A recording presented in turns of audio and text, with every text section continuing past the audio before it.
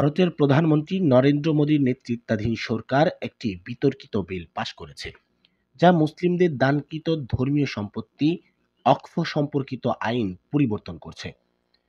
ইসলামী ঐতিহ্যে ওয়াকফ হল স্থায়ীভাবে আল্লাহর নামে দান করা সম্পত্তি, মসজিদ, মাদ্রাসা, কবরস্থান বা আশ্রয় কেন্দ্র, যা বিক্রি বা অন্য কাজে ব্যবহার করা যায় না।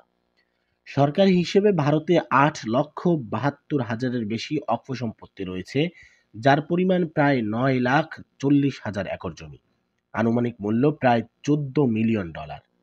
নতুন বিলে বলা হয়েছে, রাজ্য ওয়াকফ বোর্ডে 2 জন অমুসলিম সদস্য রাখাও বাধ্যতামূলক হবে।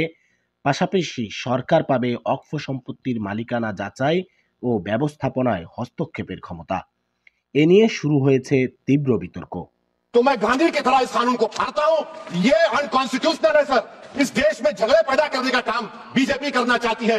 मस्जिद और मंदिर के न मेरा है न तेरा है, ये हिंदुस्तान सबका है। नहीं समझी गई ये बात तो नुकसान सबका है। नरेंद्र मोदीर दया नय, से अधिकार भारतवर्षेर संविधान। বুধবার লোকসভায় উত্তাল পরিবেশে এই বিল পাশ হয়।